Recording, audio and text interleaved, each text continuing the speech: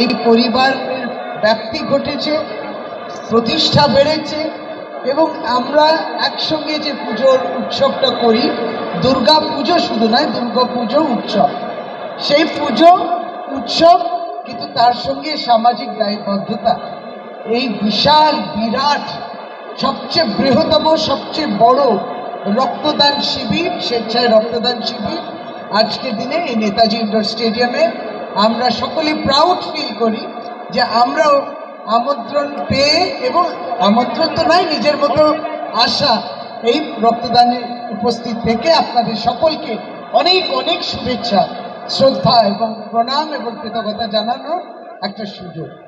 পরম্পর দুর্গোৎসব কমিটির সকল সদস্যরা অক্লান্ত পরিশ্রম করেন, আপনারা প্রত্যেকেই অত্যন্ত পরিশ্রমী এবং আমাদের এই বিশাল রক্তদান শিবিরের মধ্যে দিয়ে কত উপকার হচ্ছে কত মানুষের, এটা তো বোধহয় এত রক্ত কোথায় ধরে রাখবো সেই রকমই জায়গায় এই পরিস্থিতি।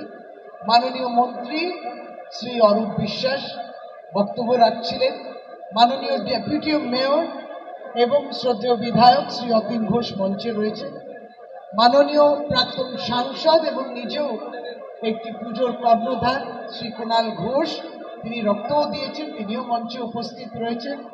আমাদের অত্যন্ত শ্রদ্ধেয় শ্রী কার্তিক বন্দ্যোপাধ্যায়, তিনিও মঞ্চে। আমার তার কটা যে পরিচয় দেবো সেটা বুঝতে পারছি না, রাজনৈতিক এবং সামাজিক দলীয় পরিচয় তার অনেক, আরো অনেক বেশি।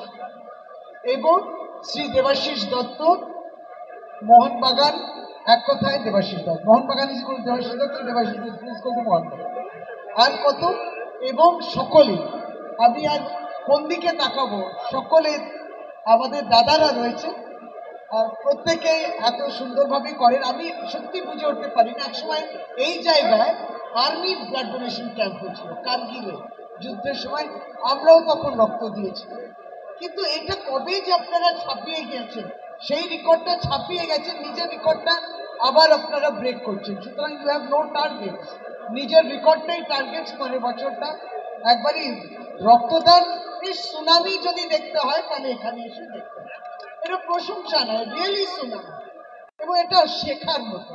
আপনারা সকলেই ভালো থাকুন, সকলেই সুস্থ থাকুন, প্রত্যেকটা বিন্দু বিন্দু রক্ত প্রত্যেকটি মেম্বার এগিয়ে এসে দিচ্ছে, তাদেরকে আমরা সেভাবে আলাদা শ্রদ্ধাও জানাচ্ছি, নাম তো বলার তো দূরের কথা, কিন্তু কতটাই আন্তরিকতা রয়েছে, ওনারশিপ রয়েছে। এই রক্তদান শিবির আমার, সুতরাং নাম ডাক পরে, আমার রক্তদান শিবির, আমি রক্তদান করছি, এই ওনারশিপটা রয়েছে, তাই জন্যই এত সফল।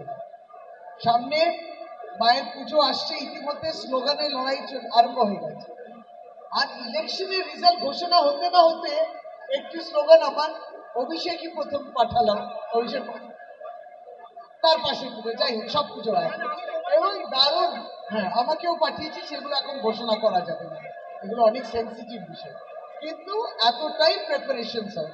ভালো থাকুন, আপনাদের সকলকে মায়ের যে আশীর্বাদ, সব আশীর্বাদ আপনাদের কাছে, আপনার পরিবার পরিজন সুখে শান্তিতে থাকুন।